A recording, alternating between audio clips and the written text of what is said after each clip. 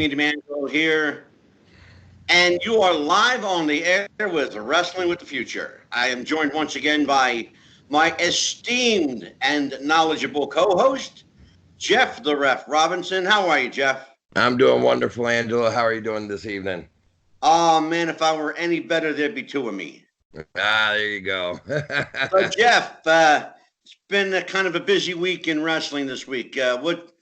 Let's start with Wednesday. Walk me through Wednesday into the weekend through SmackDown and Full Gear. Okay, Wednesday we had Wednesday was of course AEW's show leading up to Full Gear, getting everybody ready and for it.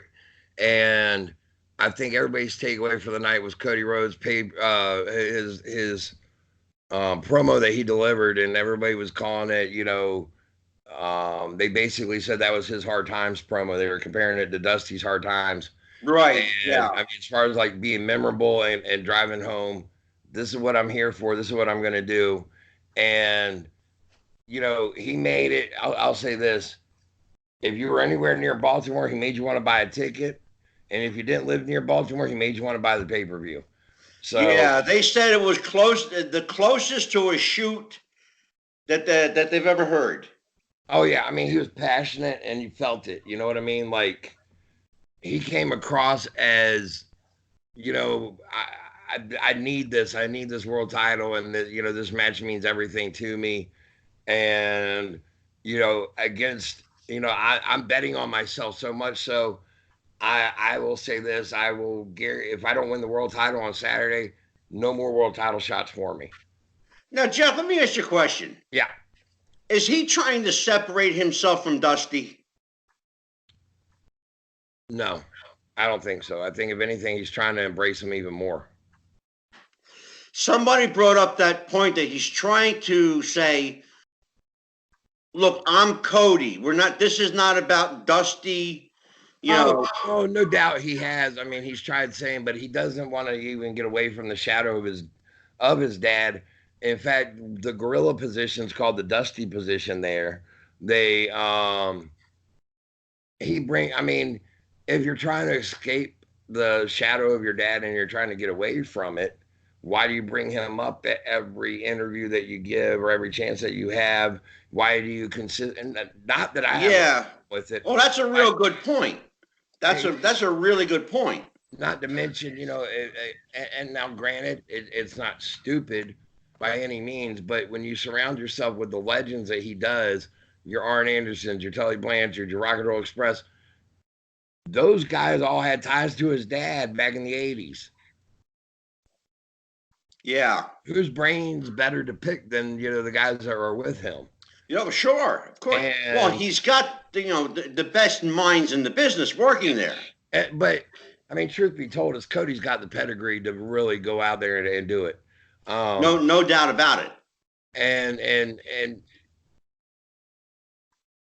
I mean, he's trying to carve his own identity out there, but he also embraces where he came from, is what I would say. Yeah, I mean, you would almost have to think you were crazy to try to separate himself from the shadow of Dusty. I mean, let's be honest. Dusty was physically larger than life, but in the business, now legendary. Yep. Larger than life. I mean, he casts a very, very large shadow. And yeah, I mean, this is Dusty freaking Rhodes, for crying out loud. In all honesty, I think, when people, they want to talk about your stars of the 80s, they bring up your Hogan and your Flair and your Savage and your Piper, but Dusty's always mentioned in there somewhere. Always. And I think that Dusty kind of got overshadowed to a point during the early to mid 90s. Kind of, I think he even felt like he was being put out to pasture, so to speak. And then they had him as a color commentator, and and then the WWF. I mean, whether you like him, or WWE, whether you like him or not, the last few years have really gave that man the respect that he deserved, with him having the the NXT and the promo class down there, and he had so much of an influence on a lot of the the kids that you're seeing now, we go from NXT, your Bailey, your Sasha Banks, your Charlotte Flair, the different ones of that initial first class of NXT ones that got called up. Dusty had a huge influence on a lot of them, and they even said so. Kevin Owens. Yeah. Kevin Owens is another one. Glad you brought his name up. Kevin Owens? Yeah. Yeah. Yeah. Yeah, he's. Well, and I'm going to tell you why. And I've said this before, and people who know me understand this. I was not a big Kevin Owens fan. Right. But the more and more I watch him, he really does pay tribute to the old school. He does. He really does. And the one thing is, even his name, he took the name Owens from Owen Hart. Yeah, he did, because he's such a fan and admired Owen. I mean, he named his son after Owen Hart. Yeah, I heard that. Yeah. That right there, that enough said. You know what I mean? Like that. Yeah, sure. Respect that he has. But no, he's, I mean, let's look at the guy. He's not a physical specimen. No. But neither was Dusty. Nope. But you know what? Unlike, and I'll say this, unlike Dusty, Kevin's in there doing moonsaults and doing planchas and. Well, yeah. I mean, things that he should not be doing at his size, and he's been doing it consistently on the indies for years. So yeah. Then we had NXT. NXT started out hot because you had AJ Styles showing up with the Bullet, or the OG, the original guy, the club, the Bullet Club guys. Bullet Club, the original, Luke Gallows and Carl Anderson, and they showed up to make their challenge to let it be known, hey, we're down here. You guys showed up on our show. We're going to show up down here. It goes, part of that, I think, is to have that star power down there for the NXT guys, to give them that little bit of a rub by having the stars in there. And that helps. But it's also helping promote their Survivor Series that they got coming up. And right now they're making that Survivor Series pay-per-view pretty darn interesting as far as what all they're setting up for in the matches. Absolutely. Oh, yeah, no question. So... I mean, NXT was good. I enjoyed it. It wasn't, I mean, and I'm going to say this, and a lot of people know what I'm talking about. It was a typical NXT show. And they what does that mean? Explain. Well, I mean, the guys are going to go out. They're going to give you a 15 to 20 minute match. It's going to be a great match. They're gonna, do the high flying spots. They're gonna hit the, usual spots that you expect to see them hit, and the show is gonna be good from top to bottom. And there's not gonna be any, really any dead spots to where you're going, oh, geez, I want to change the channel. Jeff, I got a friend of mine that calls NXT cookie cutter wrestling. I wouldn't say it's cookie cutter because, well, then you might as well say AEW is too. Well, that's another point that I'm going to make. Aren't they really doing what each other is doing? Oh, yeah. It's really what it is that style of wrestling that the new group of guys are all doing. Yeah. They're all doing the high flying spot after spot after spot, no sell. Some mixed, it's like a hybrid of lucha libre mixed with Japanese strong style mixed with American, and now we got this conglomerate of mess. Yeah. Yeah. I mean that, and I'm not taking away from what they deliver. I'm not taking away from their athleticism, but how much of a story are they really telling in that ring anymore? Well, that's the question, isn't it? Oh, I think it's part of what our generation of fans miss, is that storytelling in the ring, to where you grip them and you have them so enthralled from the beginning to end, to where by the end of it, you even at home are at a fever pitch to where you're wanting your guy to win, or if he wins or loses, you're just like, at that final letdown. You know what I mean? But I think that's kind of missing right now in today's product on all ends. everywhere around. I mean, I think the only I'm not going to go into a full recap of Full Gear on Saturday. Saturday was AEW's pay-per-view.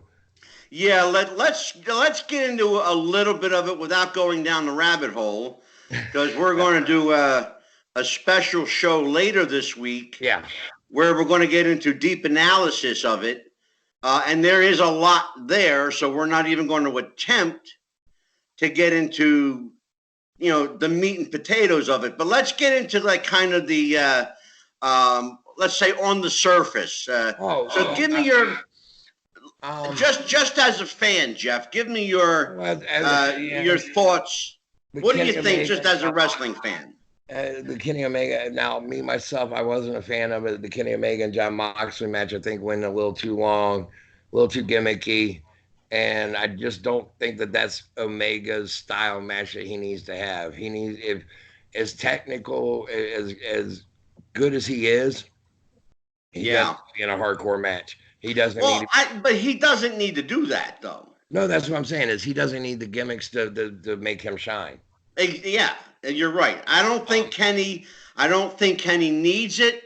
I think it did him more disservice than good. Mm-hmm. And he beat himself up for what? To lose anyway. There you go. And then I think the Jericho Cody match, phenomenal. Great end, great finish, great everything about it. Jericho retaining the title, and happy belated birthday to Jericho, 49 years old, world champion, and holding a company down and carrying them on his back. And my understanding is that day was his birthday. Yeah, the crowd even started chanting "Happy Birthday." That was funny. Leave it to a wrestling crowd to chant "Happy Birthday." Leave it to that crowd. You know what I mean? Like, yeah, I love it. And then, that match was it was great, because like I said, most fans going into it were thinking this is going to be Cody's coronation when he finally gets the big belt. He finally gets what he deserves. He gets that world title. Yeah. And then, bam, we steal it from him. And they had. Now let's talk about the elephant in the room here, which is the much anticipated heel turn of Maxwell Jacob Friedman. There you go. Now that's MJF. Now, for people who are not familiar with what that character was doing, was he was basically the Cody, and around Cody and Brandy, he was buddy. I love you, Cody. I'm best friends with you, Cody. I'll never let anything bad happen to you, Cody. And yet the fans, we all knew that he was a jerk and really a heel at heart. And I mean, he isn't afraid to sit there and look at somebody and be like, you suck. You need to go somewhere. And what are you even doing? Why, you know what? You're the basic reason why people need to practice, using condoms and things like that. I mean, he's a natural heel. He really is. Now, let me ask you a question. Yeah. Now, this is an insider question. Yeah. Did AEW drop the ball by trying to sell MJF, who was a heel from the get-go, to being friends with Cody, that's like the most over babyface? No, because what they did there was they gave him even more heat on Saturday with the way that he even turned. I mean, I know everybody was anticipating him finally turning totally heel. Yeah. What more despicable way do you turn heel by perpetrating to be a man's best friend? Not only did you perpetrate to be his best friend, you threw in the towel, causing him to lose his world title, causing him to no longer get any more world title shots. And not only did you do that, you didn't hit him in the face. You didn't close on him from behind. You didn't do your typical thing. No, you did the lowest thing a man could do in a fight. You kicked him in the balls. Yeah. He sent him a message. Yeah, he sure did. He said, I'm a low-life scumbag who will stoop to any level to get myself over. To get the job done. And you happen to be in my way, Cody, of what my ultimate goal is, and that's to be world champ or whatever. Yeah. And if I can knock you out of the world title picture, Yeah. better off Then so much the better for me. the better off I am, because now Yeah. if I win the world title tomorrow, I ain't got to worry about you challenging me for it, because you can't. Exactly. Now they got so many directions that they can go with this storyline. Oh yeah. I mean, The sky's the limit. Yeah. Let's get into Monday Night Raw. What Well, are they? Why can't? Well, here's my question. Oh, go ahead. I'll pull back a minute. Go ahead. SmackDown, we had SmackDown on Saturday or Friday. It had been pre-taped. It was from Manchester, England. The British crowd is normally alive and loud, and they love their wrestling over there. Nothing special to really write home about. I mean, just your regular matches. I'll say this: Shayna Baszler from NXT, that girl's straight beast. Yeah. I mean, wow. I heard a lot of talk today about Shayna Baszler. She's it looks like they're going to position her in a feud with Becky. Yeah, because that's what I'm hearing. Well, that makes sense, because Shayna was with Ronda Rousey in the UFC world. Yeah. And because of that, they got that built in. I need to avenge my friend. Yeah. And we don't believe that. I think that what I heard, and again, this is inside baseball, that what I heard is that Ronda will not be coming back. That's not true. She actually signed a 3-year deal. She had asked for time off so that she could try to make a baby and do whatever she's doing right now. But she will be coming back. Triple H even said she's due to come back within the next year. Okay, because what I got came from inside, and they said she's really kind of liking where she's at right now. Oh, yeah, but she still has a 3-year contract. Well, she's going to get paid on her contract anyway. No, but I mean, they can freeze her out if they want at this point, honestly. Not the WWE would, because she's Ronda Rousey. But they could freeze her out, and they could say, you aren't living up to your end of the bargain. You promised us 3 years of your service. 2 of those years you sat out, so you owe us still 2 more years. Right. Okay. From a business standpoint, I can see that. So, and they've done it a few times recently to a couple of the guys that wanted out of their contracts. Luke Harper being one of them. He asked for his release. They said, oh, not only are we not going to give you your release, but you were on the shelf for 2 years, or the better part of 2 years of your contract, off and on. So you owe us those 2 years. So we're going to backdate you to that, and we'll freeze you out and make you sit your butt at home for the remainder of your contract. Well, they still have to pay him. Now that's true, and from a business standpoint, that's kind of stupid, because you're losing money. However, exactly, that you're making my point for me. No, but here it is. You think about this. Let's just say you got a Luke Harper who would be beneficial to AEW. He really would. In other words, what I'm hearing you saying is they're keeping these people on the shelf and paying them just so they don't go to AEW. There you go. Now, is that a smart move? Well, I see, me as a fan, I don't like it, because I want to see these guys be able to wrestle and do what they like to do, and be able to. Okay, well then let me ask you to put your promoter hat on. Yeah, promoter hat. No, I think it's a brilliant move. Okay, tell me why. Well, because even if I'm not able to use you, I can call on you at any point in time and make you come back for me. No, this is true. If, let's just say, I do freeze you out for 3 years,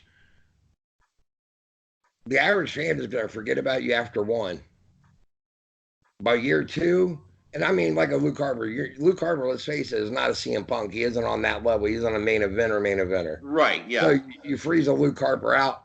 By year 3, is he even going to be that valuable to AEW anymore? Well, no, he'd be lucky to get him. He'd be lucky to get a match as a mid-carder. He'd probably be a curtain jerker. And then they're going to tell him, instead of 400,000 or 500,000 that you could have got, no, we need to see you prove yourself. You're only going to get 150 from us. Yeah, we'll give you $1.50 and keep you happy. And you got to prove yourself all over again. Now, you've been sitting there for 3 years now. If you haven't been going down to the Performance Center anywhere, now you got ring rust. Yeah. I Yeah. mean, you know, that, you're asking now that shady as a promoter, it is. To a point it is. But it's also kind of smart because you're keeping them away from the competition. What and you may see the value in them in a Luke Harper or whoever, and you may go, I can't use him, but I darn sure don't want them to use him because if they do, they may know what to do with him and really put the nail in our coffin, so to speak. And they Yeah. don't want to do that either. I mean, that Vince is going back and through his Rolodex in his head, and Triple H even are going, okay, who did we lose during the Monday Night Wars that really cost us? Yeah. And who did WCW even lose that gave us a game? Stone Cold. Right. All right, now Jeff, let's bring me fast forward to Monday night, Yep.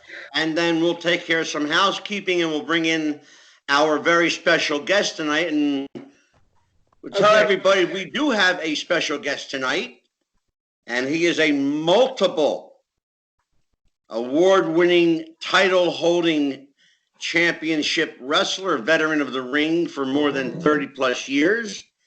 And we will bring him in shortly, and that is Mr. Jack Victory is our special guest tonight. Yeah. I'm looking forward to that.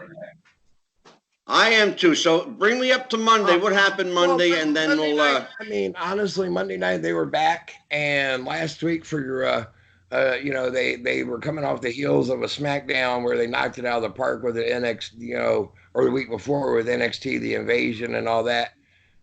Man, brother, on Monday night it was just the same old 3-hour show of take it or leave it, and I mean, with this Rusev and Lana booking or storyline that they got. Where is that going? Where is it? No, I have no clue, but I'll say this. And I know that we were talking about Corey Graves' podcast being, owned and ran by WWE. Well, Corey Graves called it. He even said that storyline needs to be stopped and put to death immediately last week on his podcast. It's horrible. They have to come up with a resolution to it. They have to find a way to get rid of Lashley, bring Rusev and Lana back together happily ever after, and be done with it. No, what they should have done with Lashley was brought him in, made him as a badass that he is, and had him be a challenger for Brock Lesnar on the back end. That would make more sense to me. That would have made a hell of a lot of sense. Instead, they'd rather just sit there and take a character that they got and kill him and just crush him and crush him and crush him by putting two really good wrestlers and put them and bury them by giving them a stupid ass storyline that they are making a main storyline that the fans hate. Yeah, well, what they're doing, and whether they know it or not, and I think they're well aware of it, they're killing their careers. Yeah, that's what I was just saying. Yeah, they're killing them. Yeah, is they got Bobby Lashley, who, for whatever reason, they're going, we don't know what to do with him. Well, he's a legit badass. I mean, let's be honest, Jeff. Yeah. Bobby Lashley doesn't need the WWE. No, he doesn't. And here's the kicker. Rusev does. Well, he does. But no, what I was going to say is, as much as they've tried to bury Rusev, that man's still over with the Rusev Day chants going. Yeah.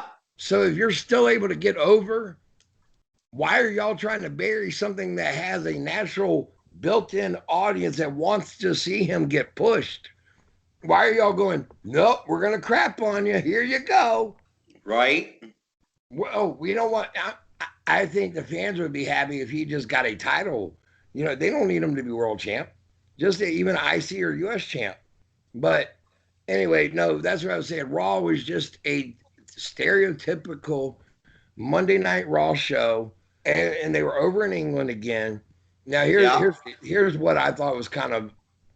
I said that British audience is live and loud and in charge. They were about to boo Lana and Rusev.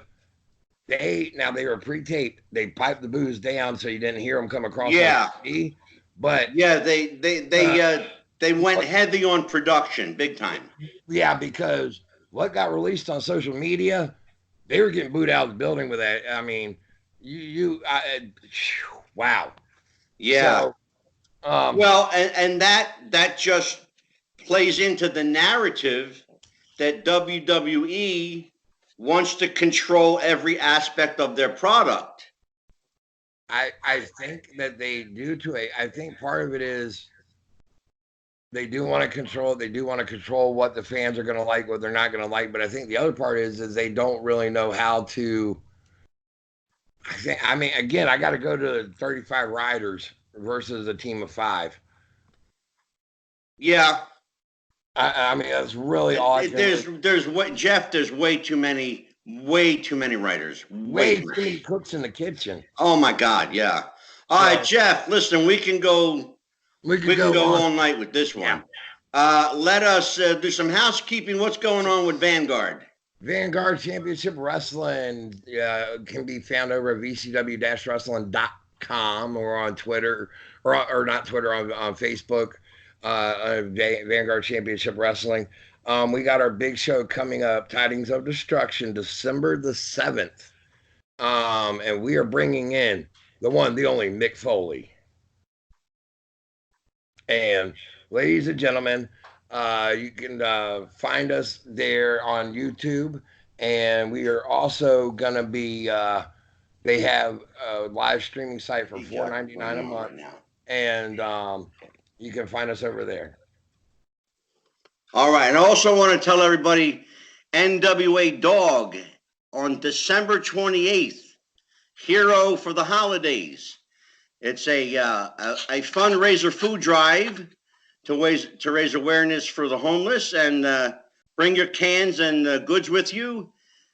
The J.J. Dillon will be on hand, Flying Brian Jr., and Tatanka will also be making a special signing appearance. That's NWA Dog in Glassboro, New Jersey. That will be at the Max Fit Center. And just look on their website, NWA Dog New Jersey, and we will take care of all the rest for you. Tonight, we have a special guest joining us live on the phone, all the way from deep in Florida. Say hello, Jeff, to Jack Victory. Jack, how are you, my friend? I'm doing great. Thanks for asking. Hey there, Jack. How are you doing, brother? Good, man. How are you? I'm doing great. Jack, my co-host Jeff has been chomping at the bit to tell you his Jack Victory story. Can he tell you his story? Yeah. I'm looking forward to it. Yeah. Let me hear it. Here's the deal. It was back in 91, 92, and right around there. And you had just gotten done doing, you and Rip Morgan were doing the GWF Tag Team Tournament on ESPN at the time down there in Texas, if you remembered the GWF. And for whatever reason, I do not know, but you happened to be up here in Norfolk, Virginia you were at a Tidewater Tides baseball game with a girlfriend at the time. She was with you. But I don't know why you were there. It wasn't like they brought you in for an autograph appearance. It wasn't like there was a wrestling show in the area. I have no rhyme or reason why you were even there that night. However, here's the funny part was I had gone down to the bathroom. I'm making my way back up back up the bleachers. It had been raining. They were getting ready to probably call the game. You were coming down the stairs and I run in, shoulder, boom. And I get knocked down the stairs, and I look up and I go, holy shit, it's Jack Victory. And you said, shh, kid, come on with me. I'll go sign whatever, but just come on outside. Don't make a big deal out of it. And I was like, oh, okay. And so I grabbed my buddy who was with me, who was a big wrestling fan too. We go outside, and it happened to have also been a poster night. So I grab a pen. I get you to sign the poster. My friend gets you to sign his poster. I'm talking to you about, the tag tournament and how much I, remembered of your career up to that point. And, you were even trying to be someone incognito. You had on a hat and sunglasses and, that. By the time that I was done, somebody else had already come over and they'd seen you and they were like, hey, can I get can you sign something for me? Well, before it was all said and done, you probably had about a good 15 to 20 people around you wanting you to sign an autograph for them, whether they knew you or not. And you just looked at me, you were like, thanks a lot, kid. It was great. That's funny. Now, I have to tell everybody, I knew Jack Victory before he was Jack Victory. Many, many years ago, but 35 years ago, Jack? Yeah, I don't have a calculator. You do the math. Yeah, that sounds about right. Yeah, about 35 years ago, I find myself in Hazlitt, New Jersey. I had friends of mine at the time called the Wild Mongos. Couple of brothers that I knew, real good guys, Miles and Steve Hahn. They had a promotion up there in Hazlitt, and they did a show that night. But during the afternoon, they had a meeting in the back of a skating rink. You remember that, Jack? Faintly, but yeah, I do remember the skating rink. Yeah, and you were there, and you were gorgeous Jackie Valiant. Well, I don't know about gorgeous. You were Jackie Valiant. I did. That was my very first gimmick. Was Jack Valiant. Wow. And yeah, and it was only because I was a big mark for the brothers back in the day. And you had the blonde hair. You're a big guy. You're like 6'5", right? You're like somewhere. 6'4". Yeah. Well, I'm 5'2", Jack. So everybody's 6'5" to me, brother. I hear you. Now I met you. You were probably like 18, maybe. Yeah, probably 18. Yeah, something like that. 18. I'm a little older than you, but I was like 23, 24. But I was struck by the fact that, here's a guy that really should be with the Valiant Brothers. And by the way, in this little promotion we're talking about, 3 superstars came out of this group. Of course, Jack Victory, DC Drake, and Rocco Rock, that everybody would know as the part of the enemy, Ed Teddy. That's what it was, the Cheetah Kid to begin with. Cheetah Kid. Yeah. Now, you remember that, Jack? I do. I know Eddie Miranda and DC Drake really well too. They were both security guards at a prison. And I think I don't know really what happened to Eddie Miranda, but I know DC did well for himself through different promotions, and Teddy, he's I knew Teddy really well, and that was really a shocker when we lost him. Now, Jack, real quick, this is Jeff. I wanted to ask you, let's just get it out real quick. I'm sure a lot of people probably know, but some people may not know. Who trained you, and were you a fan from like the beginning ages of like 5 years old? Were you always a fan of wrestling, or what made you decide, oh my gosh, this is what I want to do? Oh God, I could not watch enough wrestling. I knew before I could even walk. That's what I wanted to do. Yeah. I was self-taught. I never got trained per se by anybody. Really? I was self-taught, and it was just looking at matches, picking up pointers. When I left New Jersey, and I went and worked for. My first promotion was Mid-South. Yeah. If you guys know Mid-South back in the day, the talent was incredible. Yeah, sure. Flair was there a bunch, but the ones that stood out and actually came out and watched my matches was DiBiase, Terry Taylor.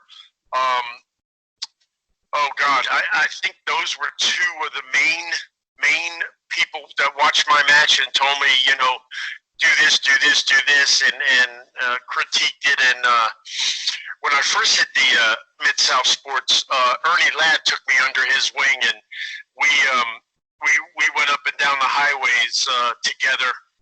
For I guess my first 6 months working for Watts. Wow. Which was really Jack, nice. Before that, before you left New Jersey, you had an interesting encounter with my late dear friend and neighbor, by the way, the late great Nature Boy Buddy Rogers. He was my neighbor in Cherry Hill.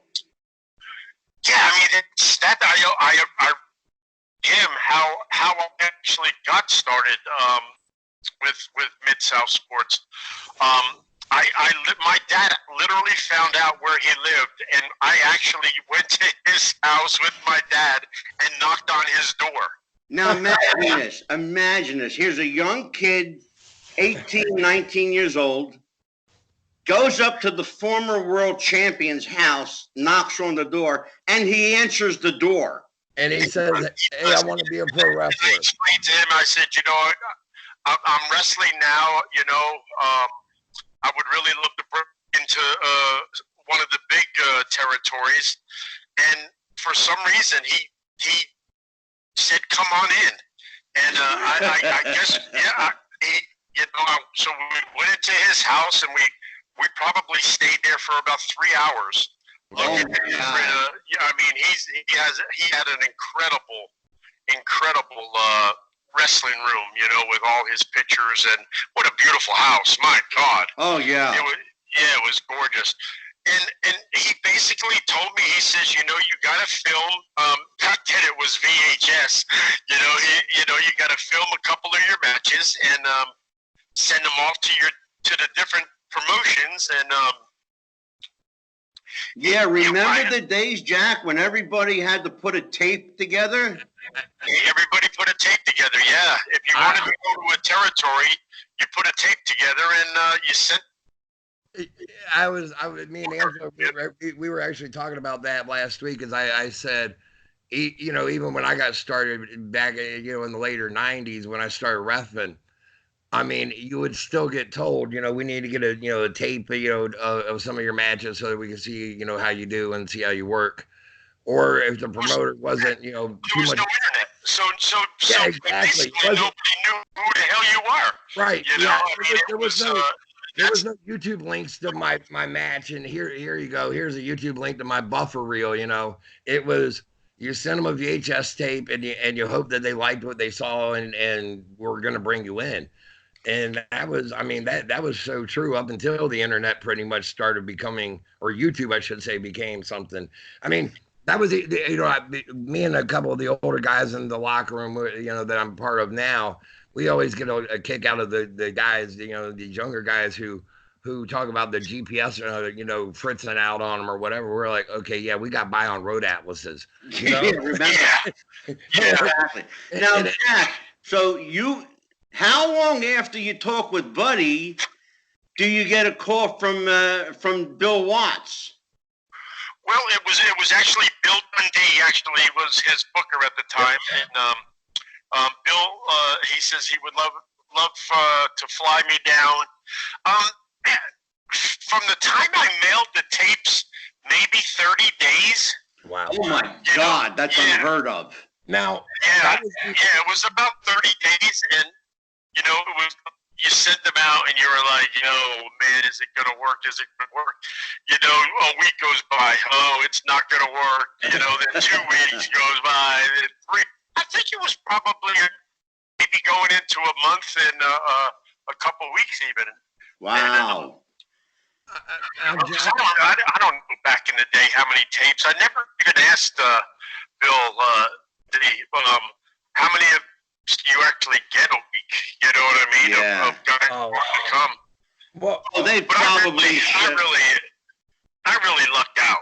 Oh my, out. Brother, did you? Holy shit. No, it was people. I tell that story to a lot of people, and they just look at me like really? That really happened? Yeah, that's how I got started. Amazing. Jeff is over here squirming in his seat. So I was going to burst if he doesn't talk. So here you go, Jeff. I was wondering what year was it that you're talking, like 1985, right? That you were down there in Mid-South, that you got started down there with Watts. What brought you to? Actually, earlier than that. I actually went earlier than that. Just on TV until I think around '85. I'm pretty sure. Okay. Whose idea was it to bring you together with John Tatum? Was that something that you and him came up with together, or was that Bill Dundee? That was a promoter, Ken Mantell. Oh, Ken, yeah. Dutch Mantell's brother. He was booking for Watts at the time, and I knew him from Texas and stuff like that. And I think I did a couple months in Texas and then came back, and that's when they brought Johnny in. Wow. Okay. Now, I'll tell you something, Jack, and I'm shooting straight with you. I have always thought, and maybe it's just me, I don't know how you feel, but I've always thought that Hollywood John Tatum was one of the most grossly underrated pro wrestlers I ever saw. The guy was fantastic, never really rose to where I thought he should be. Do you feel that way? Yeah, but Johnny, I love Johnny to death. I talk to him, every week about, but he's probably gonna hate me if he hears this. But every time Johnny did something good, he did three things bad. When we won the world championship, the next week he missed the Houston show. And we watched on TV right after that because Bill Watts didn't put up with that BS. You know what I mean? If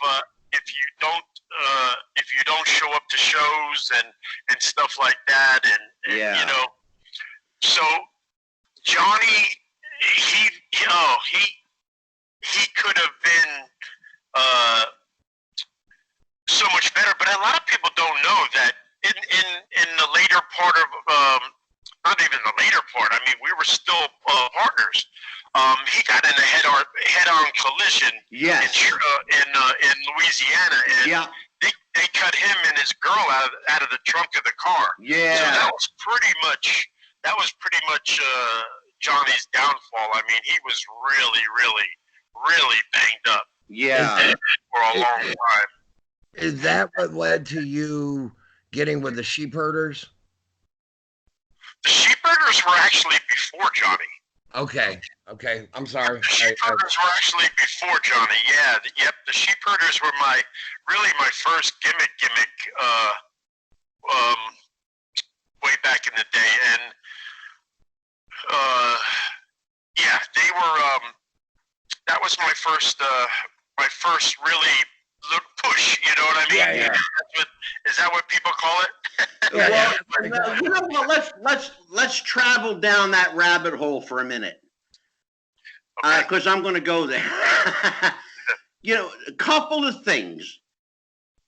Bill Watts was notorious, at least the stories I've heard. They said Bill Watts was notoriously tough, and he would push people who didn't particularly have talent but had personality, but he would push them not to break them, he'd push them to make them great. Can we travel down that rabbit hole, Jack? Yeah. Because you knew Bill Watts, you knew him really, really well. Yeah, I mean, he gave me my first full-time job. People don't realize that back in the day, you didn't fly anywhere. You drove everywhere. Yeah. And we literally did 8 shows a week. Mm-hmm.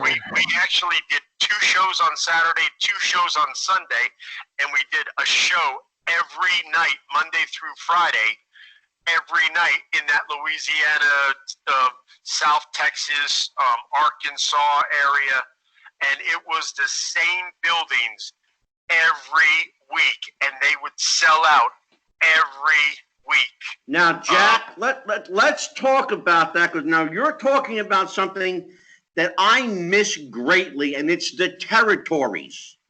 Yeah, they'll never come back because of the internet. The independents are really, really doing well right now. Oh, yeah. They really are. If I was a betting man and you put $1 million on the table, when you see when UW not UW what's the real fighting what's the AEW. No, MMA, UFC. Oh yeah, MMA, UFC. Yeah, the MMA. Yeah, when that hit, I thought wrestling was gone. I thought it was dead.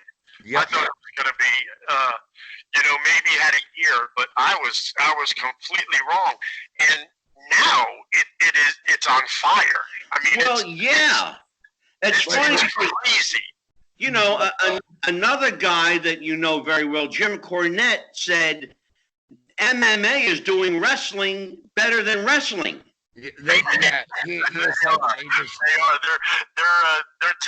looking. They're calling spots and everything. It's great, brother. They took a page right out of the WWF playbook. I mean, Dana White and Vince McMahon are in bed together, but I mean, both worlds benefit from it. So, I know Dan Severn told me something years ago, and it was right after he was the UFC UFC 5 champion, and he kind of gave me the egg about how all that went down back then. So, Jeff, can you tell that Jeff is a conspiracy theorist? It sounds like it. I'm just going with what Dan Severn told me. That's all. Now let's talk a little bit about this. It's funny because you worked a lot. You were probably the hardest working guy in the business for years, because not only did you wrestle as Jack Victory, but brother, you wore a hood for like 75% of your career. So you wrestled a lot. Well, I did I've always was Jack Victory, but I've had many of gimmicks spun off of the Jack Victory. And the person who gave me that name, I actually went to Watts with the Jackie Valent gimmick, but Bill Dundee actually changed my name. He goes, "We can't use the Valent name," and I said, "Okay, what do you want to use?" And he goes, "We're going to call you Jack Victory, and you're going to lose a lot of matches." God bless Bill Dundee.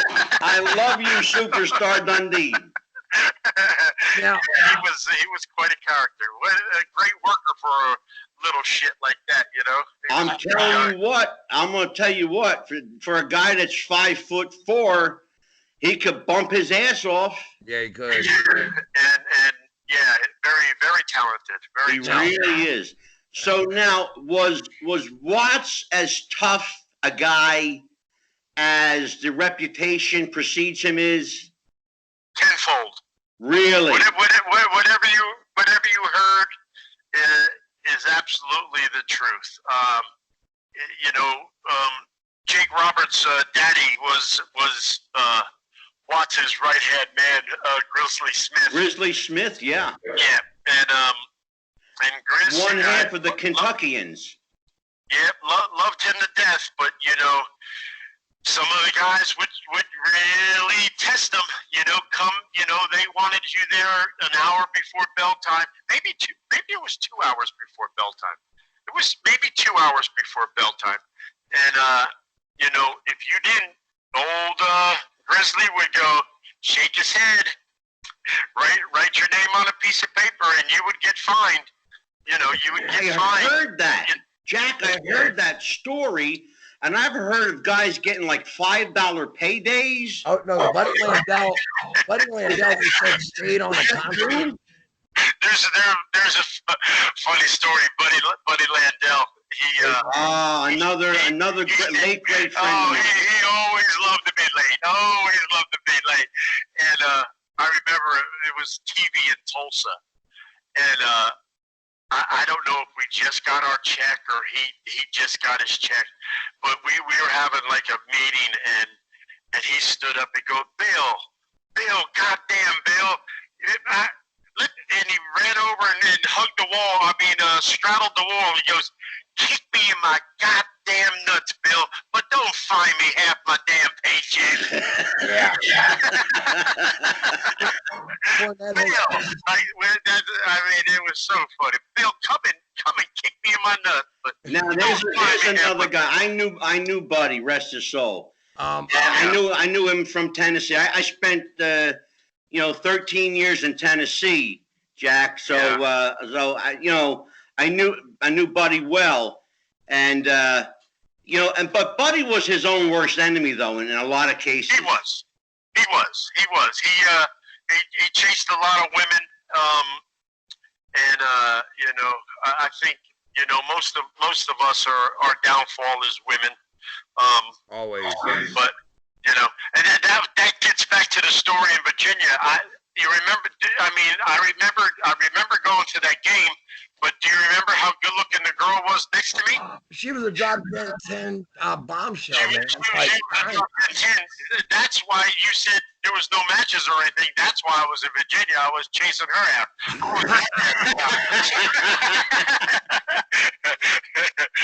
Oh, shit.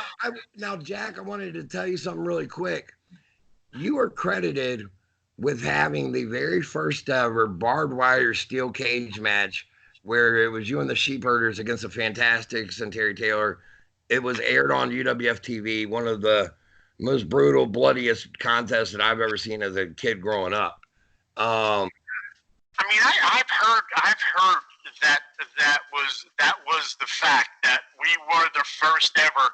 It was you couldn't even call it a cage because cheap ass Watts made it out of 2x4s. Yeah, he made it out of 2x4s and chicken wire. Just wrapped it in barbed wire.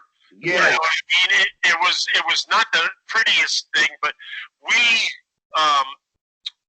did a TV taping and they actually showed it. Yep. And, apparently we were the first ever match to air a barbed wire cage match like that. He brought that thing around. I swear we wrestled 30 days straight in that. I had more cuts and I was hurting. Yeah. It was me, Sheepherders against the Fantastics and Terry Taylor. It was every night, main event. It was very bloody, very brutal. Jack, how many cities consisted of that circuit? How many cities? Yeah, how many cities consisted of that loop that you guys used to go on? To be honest with you, less than maybe 15. Yeah. Wow. Because we were literally at Shreveport every week. Mm-hmm. Alexandria, Louisiana, Baton Rouge, New Orleans, Little Rock, Arkansas. We were there every week, and if not every week, it would be every 2 weeks. Lake Charles. We did Houston. We did Tulsa. Tulsa and Oklahoma City was a Saturday shot. You would literally have to wrestle. We wrestled in Shreveport. In Oklahoma City, you would wrestle. If you were wrestled first, second, third, you would wrestle, run to your car, get in your car with your gimmicks on, and run, and so you could start the show in Tulsa. Depending on how late the guys were, Grizzly Smith would walk out in the back. You give me 5 more minutes. Give me 10 more minutes. They're on the road still. Give me 10 minutes more. And we're like, oh my God. And they used to sell out every week in every place. Oh yeah. Yeah. And that's crazy. That's unheard of today. Yeah. And you guys only had local television, right, Jack? Yeah, it was all of those states. They were. Yeah, y'all probably had from what? UWF was like the number. It was the second biggest wrestling syndicated show in the United States, right below WWF. Yeah, it was, and that's why. I think Wheel of Fortune was number 1, and UWF was number 2. That's crazy. How strong it was. Because it was very strong TV. And because of the coverage that they had, that's what led to Crockett wanting to buy them when he bought them from Bill Watts. Right. Was because of the amount of TV, the television coverage that they had. Now, granted, that ultimately, you know, and we all know what happened off of that. Jack, I want to ask you really quick, what was it like to be with Missy Hyatt and the Walking Riot, as she was well known, on a nightly basis? I'm sure it's pretty crazy. You probably got at least a story or two in there, and I'm not asking to divulge too much info, but there had to be some kind of crazy story that you had seen. I mean, Johnny and Missy was a shoot couple. I mean, they were a couple. And Johnny had his ego, and Missy had an ego 10 times as big as Johnny's. So it was. I mean, what you saw on TV was basically, you know, their lifestyle. That was a shoot. That was a shoot, man. I mean, it was from sun up to sundown. Those arguing, her wanting stuff. I mean, it was a shoot. Now, damn, brother. Now, okay, I want to fast forward here really quick. We're gonna go. You were part of the UWF buyout from Crockett. You were there with Crockett and WCW and all that good stuff. You also, as Angelo had said, a lot of your career you were a mask guy, and you did take place in a mask gimmick that was rather unique to me because of who I eventually became very close with in my career in life. And you were one of the Russian assassins. It was you and the Angel of Death, and Paul Jones was your manager. And you all feuded. You feuded with Uncle Ivan at the time. Ivan Koloff is a very good, dear, close personal friend of mine, and I miss him every day since we lost him a couple of years ago. Fantastic guy, yeah. I remember. I was in World Class still. Angel was a great friend of mine, and Dusty was booking WCW at the time, and they brought in Angel just to do the Russian assassin gimmick. But then Dusty thought, he goes, you know, why don't we find a partner for you, and we'll call you guys the Russian Assassins. And Angel said, what about Jacko? And Dusty goes, I love Jacko, and you know, they called me in, and I did my first match was in oh God, I did a run-in. It was in Georgia. It was in the middle of the state. I forget the actual thing. And yeah, we that was a great gimmick. I mean, we did a bunch of, you know, crazy matches with them. You know, you did the big matches and scalpel matches and all that crap. I mean, it was crazy. Jack, you also participated in a historic event somewhere around, I think, July 4th, 1985, the very first Star Wars. You took part in that. For World Class. Yeah, that was for World Class. I believe Bill Watts. Nope, that would have been Fritz von Erich. Oh, I'm sorry, that was Fritz. That was Fritz. Yeah, that was Dallas. I'm sorry. Yep. Now, do you have any good Von Erich stories since you were down there for a hot minute? Oh man, I'm gonna fall asleep.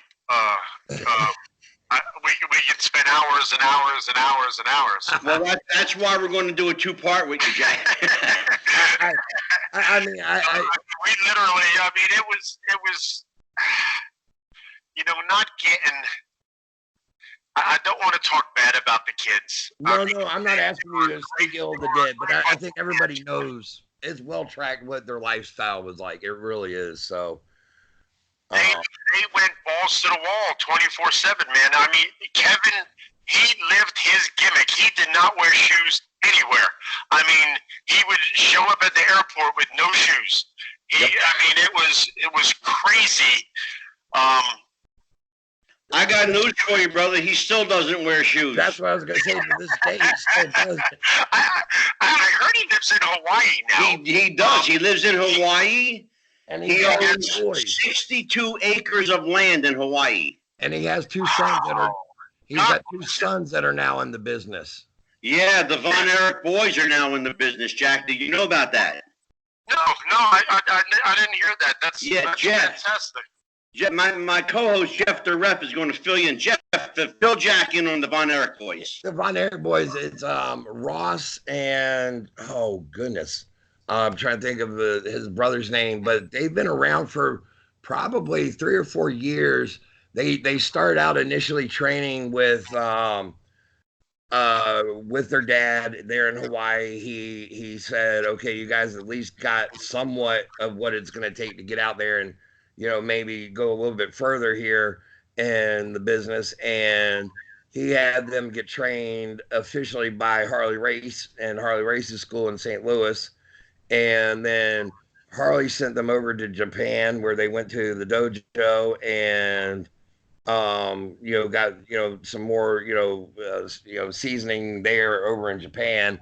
And now they've been brought here stateside, and they are wrestling for a, lesser known promotion, but it's definitely making some headway. MLW. It comes on YouTube, and it's owned by Court Bauer, who was at one point in time one of the WWE's top guys.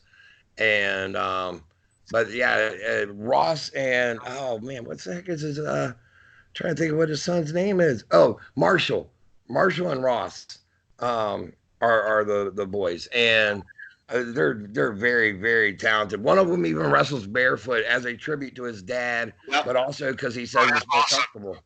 And now I want to ask you something else about your world class time. You and Johnny. Or John, you called him Johnny, so I'm sorry. But you and John have faced the Simpson brothers, Steve and Sean Simpson. Yeah, great kids, great guys. Yep. Now, there is a reputation that those two are like legit badass. Like they had like equivalent to boxing Golden Gloves over there in South Africa. Is that like? Well, I guess what Jeff is trying to ask you is, were they shooters? We're not even shooters. To me, but I'll tell you what, you can put. I mean, the oldest one. What was the oldest one? Sean. Steve. No, Steve was the oldest. Sean was the younger. Yep. Steve was a shoot boxer. That's what I was asking. Yep. And he literally would give you $100 if you can. And I've tried it. I tried it 100 times, and I could not hit him. If I could hit him in the face. Really? Yeah. I mean, standing about a foot away, and he was that quick where I could not hit the kid. No shit. Wow. Yeah, and I've hit a lot of people in my day. But this was a shoot. This was a shoot, and he was that quick. He was, yeah. Very talented boxer, and we had some really great matches with them guys. That's what I was going to say was the matches that you and John had with them. I mean, I still remember. I go back and I watched them on the WWE Network even, and I mean, because the two of them, they were two. I mean, I don't know how much you remember them, Angelo, or not, but those two, they look like Bon Jovi clones. Yeah. And, And I mean, they were two good. They fit right in with the Von Erich brothers. Two long-haired, curly-haired, good-looking kids that had the bodies of Greek gods, so to say. And I mean, they fit right in there in the Dallas territory right there at that given time. Now, Jack, I have a question for you. Well, why did the Lance Von Erich character not fly? Because he wasn't a real Von Erich. He wasn't a real Von Erich. I mean, you could call, I mean, it just, the people knew who the Von Erichs were, and they try to shove him down people's throats, and it just didn't work. Yeah, they tried to make him like a cousin. Is that what the deal was? They called him a cousin, and they said he was. Yeah, they tried to make him a cousin, and it just. And no one took it serious. And the fans recognized him from the magazines from coming from Portland, and at that point, they started shitting all over Fritz and started calling him a liar, and they said, "You're a liar. The Von Erichs are liars, and you're not real. You're going to sit here and perpetrate this guy as a cousin, and he's not real." And then Fritz had to come out and deny it. He was like, "Yep, he's not really a relative. Sorry, made a mistake." But I was going to ask Jack, What was the sportatorium like? Because I mean, so many guys have come. Oh yeah, we heard stories about this place smelling like hot dogs and stale beer. Well, I mean, yeah, there was a lot of spilled beer in those. Yeah, I mean, what a great building. I mean, it's hard to really. Jack, can you answer a question from? I heard. I'm sorry to interrupt you, but I've heard this story, and nobody can confirm it. You were there, so you would know. I heard a story that the ring in the sportatorium, that the wrestling ring, was permanently placed there. Is that true? I know it was never taken down. I was it permanently? Maybe. I don't know. I don't know. I know the ring was never taken down in the sportatorium. Somebody told me that the ring posts were in the cement. Yes. No, that is true. I don't know that. That could be completely true, but I never noticed. But that might be true. Yeah, do you know that? Do you know? There is a YouTube video where Kevin goes back to the old sportatorium before they tore it down. Right. And he's walking through and he's going through some of the memories, and he even finds a couple of spots where him and his brother had wrote messages back and forth to each other in the locker room.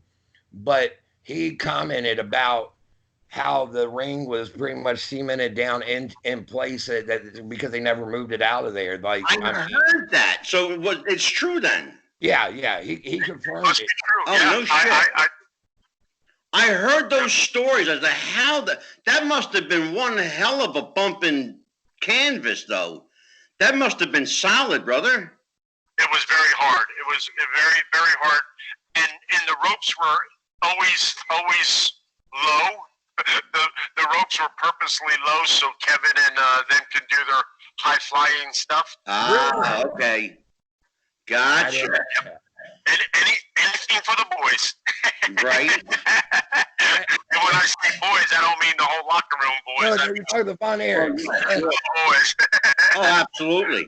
I wonder how many fans, and I'm going to give a little bit of trivia knowledge here really quick, but how many people even remember this? Jack Victory's an original Paul Heyman guy. Yes. Well, I mean, me and Paulie was my manager for a little while. Yeah. I mean, I don't know how many fans would remember that, because you had that brief run with him there in NWA right after they had you team with Randy Rose against the Midnights and Cornette at the Chicago pay-per-view. You, of course, took the big L, and then you came back as Secret Service Jack Victory, and you were Paul Heyman. Yeah, I actually wrestled twice that pay-per-view. Yeah, I was under the mask. I think I wrestled Hayes. I think I wrestled Michael Hayes in one match under the hood. Yes, you did. And I was Randy Rose's partner because one of the Midnight was hurt or something. Oh no, that was when Condrey had they brought Condrey back, and Condrey he saw the writing on the wall that they were going to write him pretty much out of the storyline, and they hadn't told him that, and it made him mad. So he said, "Screw you and your stipulation. You just won't get me for the pay-per-view, and I ain't going to show." And he no-showed it. And and then. But yeah, you did. You pulled double duty that night because you wrestled as the Russian assassin against Michael Hayes. So, well, I've got a question for you, Jack. What's that? You're on record as having one of the first matches of Shawn Michaels' career. When you wrestled Shawn, did you see some of that early talent in him then? Ooh, good question. We wrestled. When we basically broke in at the same time, and we wrestled each other every night. For months, and we taught each other how to work, and I credit myself on showing him how to work. And there you go. Look what he turned out to be. I mean, he really. I mean, my God, how much money he drew. Yeah. You know, unbelievable. Now let's talk. That's a really good segue. You know. Everything now, Jack, and Jeff and I have had this conversation on previous episodes. But the ability to draw money is all but lost because of television. They're giving everything away on TV. The house show business is basically dead. How does a guy draw money now? Good question. Good question. You're right. I mean, I think it's more of a TV market than it is trying to sell out house shows anymore. I mean, the pay-per-views, because everybody knows who's are going to be your top matches. Right. It's a question that I really can't answer. I don't think it will ever go back to the day of let's build up a TV for a big house show. You know what I mean? Yeah. Everything is taped nowadays. Everything is, Vince has the network. My problem with the whole television market is that, see, I'm old school. Back in the day, and that's one of the things that Jeff and I do so well. We bounce because he's a young kid. He's only like 40, you know. That's young. Yeah, I got shoes older than him. Yeah. And so back in the day, when a wrestler drew money, everybody drew money. Now you got certain guys making 6- and 7-figure contracts, and everybody else, scraping. Because they base it off of what you can do for merchandise sales and getting over. Right, but we're talking about a time when Jack worked. No, I understand. 2 different ages. I mean, you're talking now where they are more geared towards a pay-per-view and their Monday Night Raw and their SmackDown and their AEW. Then they're going to be worried about a house show because the house shows they know aren't going to be driving that business as much as it is the merchandise sales and the figure sales. And what do you think, Jack? Has it become too commercial? Oh yeah, I think it's definitely commercial. Yeah, it's definitely commercial. But even those bottom guys in the WWF, they're still there's nobody making less than 6 figures there. Yeah. I mean, that's the bottom line. They're all doing good. Here's what bothers me. I guess what really bothers me, Jack, is that guys back in the day when you were working, and guys like, my late friend Junkyard Dog, my father's drinking buddy, by the way. My father owned a bar in Camden, New Jersey, and JYD was one of his drinking buddies. Oh, nice. Yeah. And, but when, JYD drew money. Ric Flair drew money. You drew money. The Von Erichs drew money.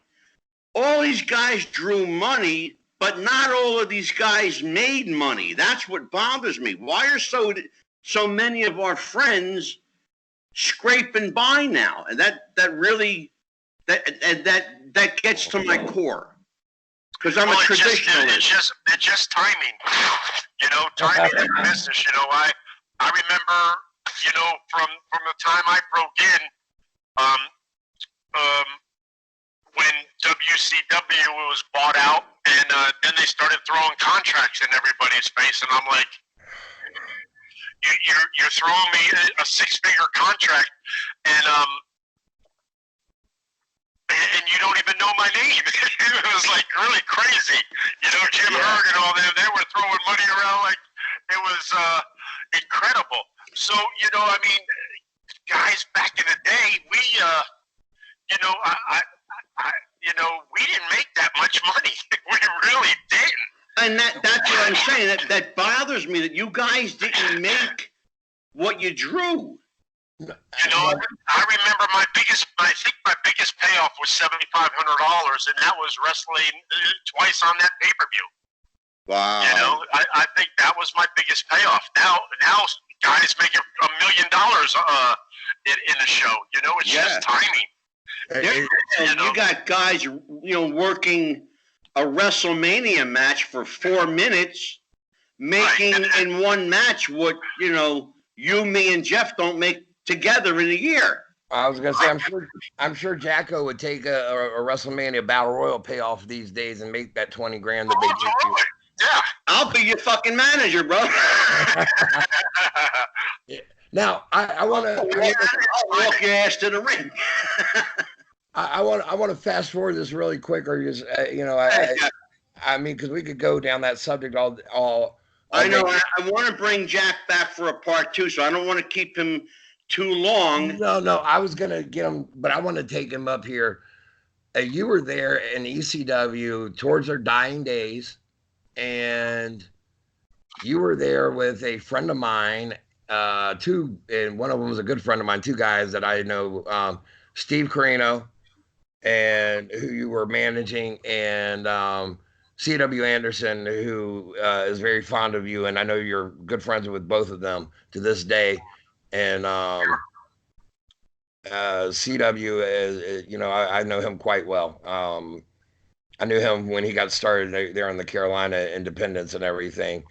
And I was just going to ask you, though, what was it like to be there in ECW and that crazy, crazy atmosphere that arena brought? I mean, on a every show basis almost. I'm just so grateful that I was able to spend as much time as I did there, and to get the inside, to get the inside. I was watching it for when Paul and Dreamer asked me to come back. I was in Atlanta, not wrestling, and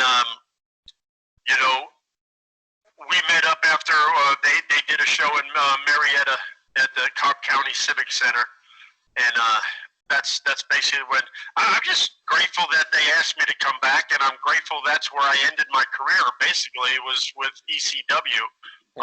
Yeah, we actually spoke about that today, Jack. Jeff and I were speaking about this. Jeff asked me about that wheelchair angle.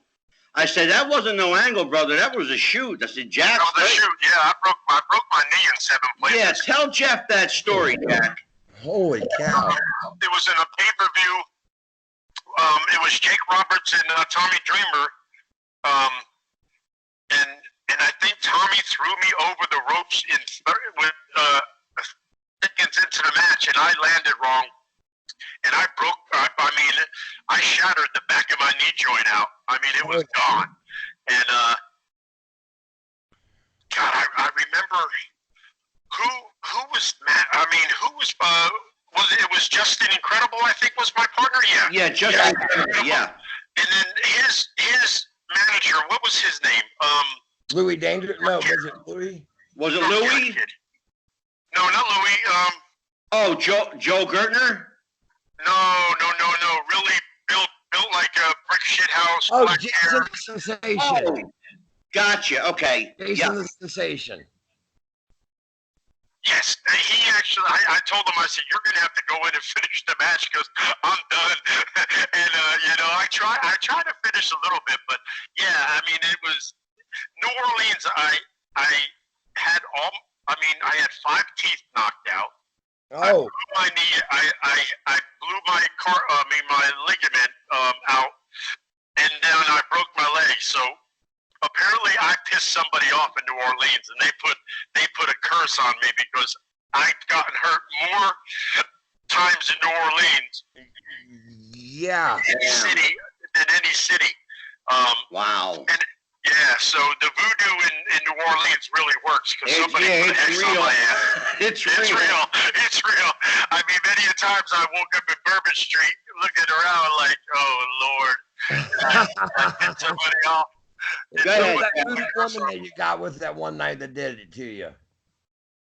Man, some good times. Lord have mercy. I got a quick question for you, Jack. Have you had a chance to see Steve's son Colby yet? Oh my God, he's looking great. I just saw a YouTube video. He's in the gym, which everybody's told him that he had to do, and he's looking really great. Yeah. And what a talent. Jesus. Yeah. From the 3-year-old, he would always come to an ECW, and first thing he would do is run and get in the ring and start, jumping around and yeah. I mean, Jeff is very, very close to Colby.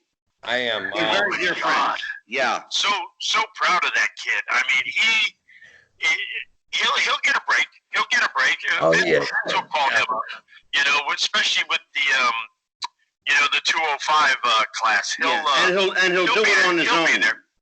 Yeah, I mean, yeah, and he's even with his dad being down there with WWE with the Performance Center, he's not even trying to push his way through there. I've talked to him about it, and he's like, no, there's a lot of guys still here on the indies that I want to face, and have that opportunity before I take that dive into the WWE world. So Colby you're right, he's tremendous talent. And I mean, we use him here in our local promotion here in Virginia. We bring him in monthly, and I couldn't say enough things about him. Like you said, up and coming, and it's a matter of time before he gets. He's still a young kid, He's still a young kid. He'll get a break. He'll do good.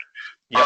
Jack, even though I don't believe in all that high flying bullshit, but anyway, But Jack, I just what became. people want to say. I just became friendly, Jack, with Flying Brian Pillman Jr.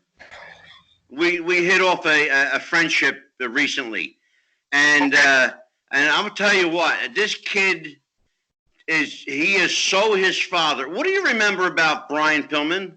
Yeah, just a really good guy. Really good guy, really good talent.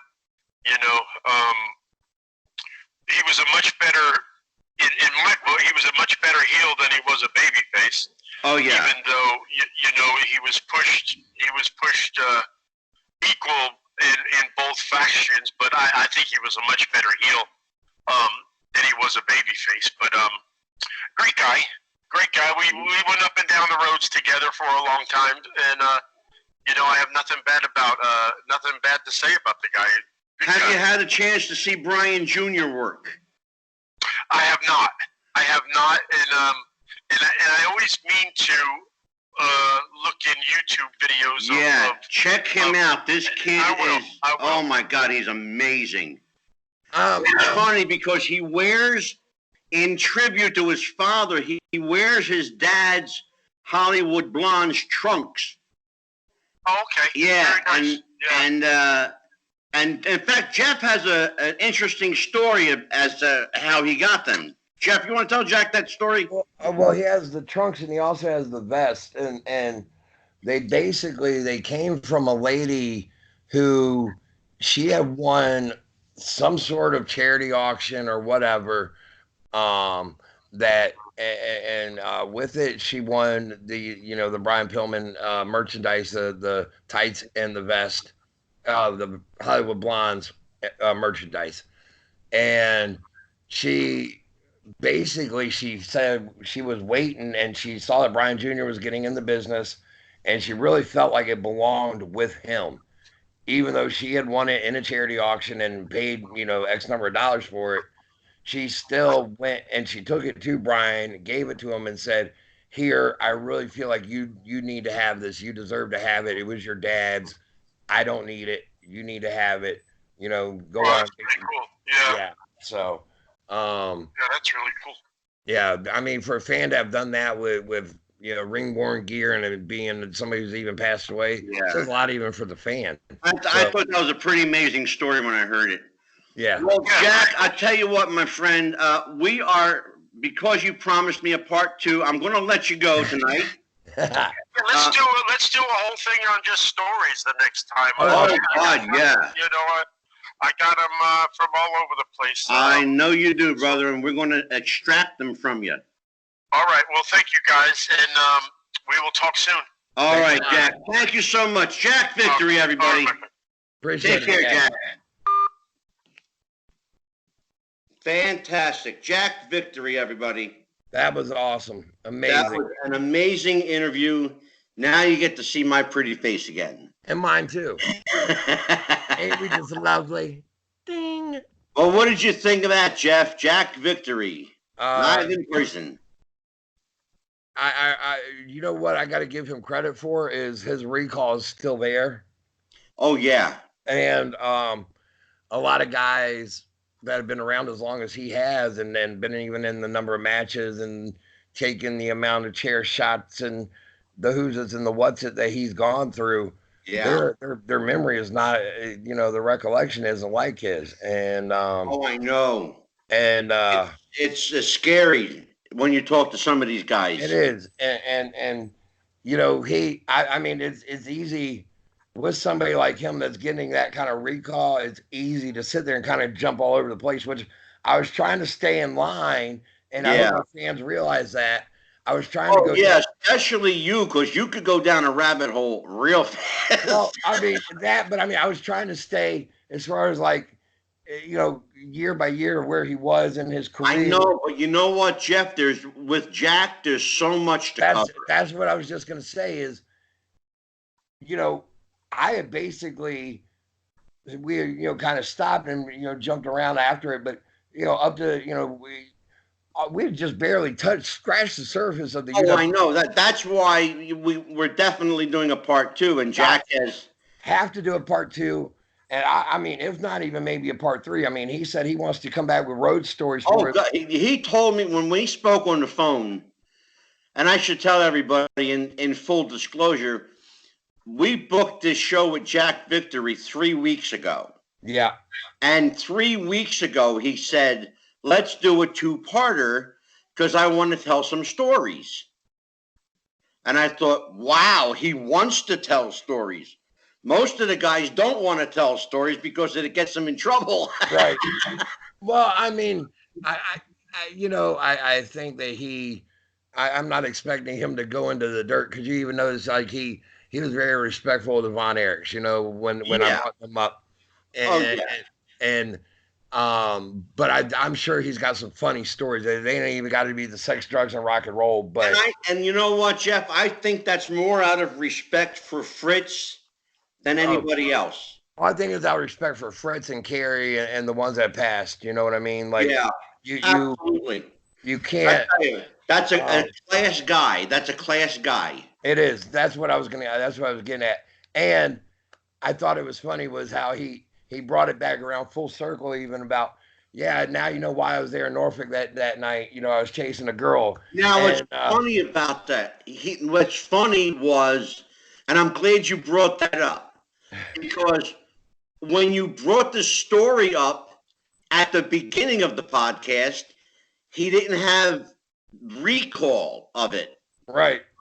But Right. as the more he started talking, did you see how it came around again? Yep. Yep. And so now you know why he was in Norfolk. He was chasing skirt. Hey,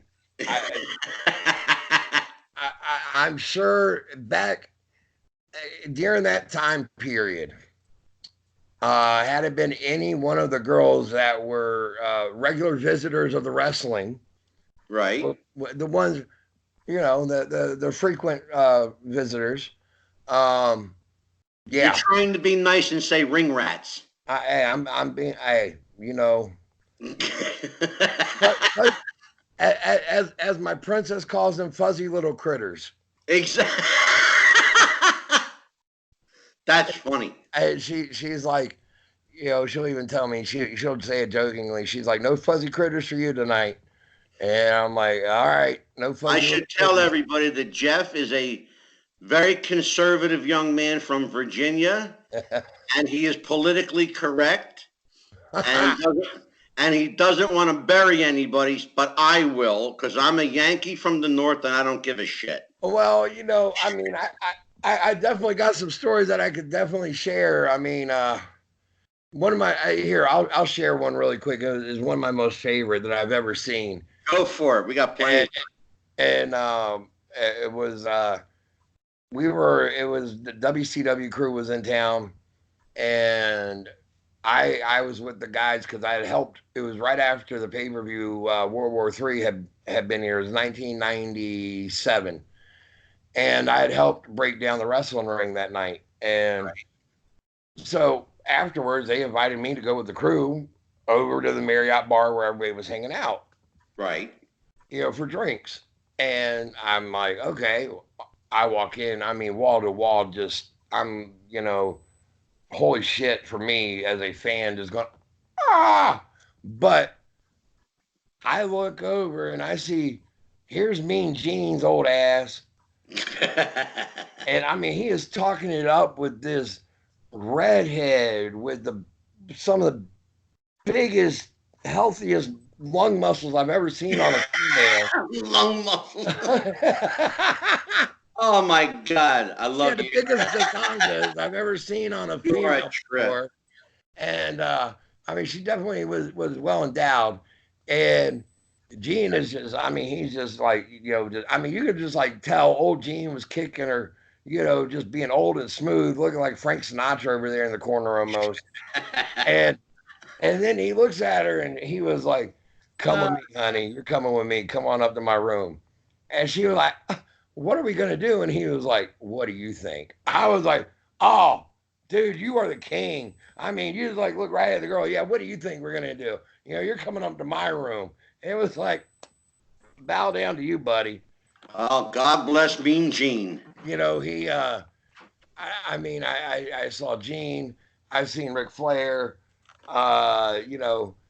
Legit six women with him at any given moment. Oh yeah, especially back in the day. And just hand picking. I'll take you and you and you. I mean, like he's at the meat market, honestly. I'll take a blonde and a brunette and a redhead tonight. Yep, that's what I'm in the mood for. That's funny. And it's yeah. I so mean, whose leftovers did you get? Oh, a few. I got a Flair rat one night. That was kind of crazy. I mean, because it was my 21st birthday. Oh, and I was pretty schnockered. And and she had a room at the hotel for all intents and purposes of hooking up with one of the boys. And Rick looked at her and he said, it's the ref's birthday today. It's his 21st. He was like, how about you show him a good time for the champ? And she was like, all right. That was it. So easy. That was, I didn't have to do nothing. Now, being on the indies, yeah, we get a few here and there, but not nearly what they do there in the big time, man. They used to say when you were with Flair, everybody got paid and everybody got laid. So true. I mean, he would definitely, any of his cast-offs, if there was a guy that didn't have somebody that night or even if you're part of like the ring crew, he was going to look out for you and be like, hey, and hook you up for the night just because that's the kind of guy Rick was. I mean, I've been there when Rick has paid a bartender $5,000 to keep the bar open after hours. I've heard those stories. I've actually witnessed those stories. I mean, he's, I will tell you this. You shared your story tonight. On the next episode, I will share my story at the Philadelphia Airport Marriott. All right. I'll give you a little teaser. Okay. The NWA was in Philadelphia at the Civic Center. Okay. We all knew where they stayed after the show. Yeah. So I rented the bar at the Marriott, knowing that if they wanted to come in, they would have to ask. Yeah. So that put me in a very good position that night, and that's all I'm going to tell you now. So here's what we're going to do. We are going to say goodbye to everybody for this week. Goodbye, everybody. Goodbye. I want you to plug Vanguard first. Oh, well, let me plug that really quick. VCW-wrestling.com or found on Facebook at Vanguard Championship Wrestling. And again, as I've said, we got a streaming site, $4.99. That's it. Only $4.99 a month. You can't beat that kind of price point. And you can go back and catch up on all the old VCW episodes to get you up to date on where we are. And December 7th, Tidings of Destruction at the Masonic Temple in Norfolk, Virginia on Granby Street. We will be having the one, the only, the legendary Mick Foley coming in. All right, and I will plug NWA Dog Championship Wrestling for December 28th at the Max Fit Sports Center in Glassboro, New Jersey. J.J. Dillon, Flying Brian Jr., Tatanka Breaker Morant defending his title against an as not yet named opponent, but we will soon find out who his opponent will be. When we do, we will broadcast it on this show. Tell everybody that we have Apple, iTunes, iHeartRadio, Spotify, Stitcher, Google Play Music, Podbean, and of course our YouTube channel. We are literally everywhere. Take us on the road, in the car, and on the go. And you can hear us everywhere and hear the sweet, sweet sounds of our voice. Absolutely. And we will promise you next week we will have part 2 of Jack Victory. And coming up this week, Thursday night. Yeah, special show this week. Go ahead, Jeff. Tell them about it. Thursday night, we are hoping it will go down. I'm planning on it. Full in-depth recap of AEW's Full Gear, along with the fallout from Full Gear, which will be this Wednesday's show. And that will be a full show discussion on the fallout of AEW Full Gear. Yep. It will be Jeff the Ref, Mike Armageddon Murphy, and yours truly, Psychic Medium Angelo. Until then, signing off. Happy wrestling, everybody. Good night. Good night.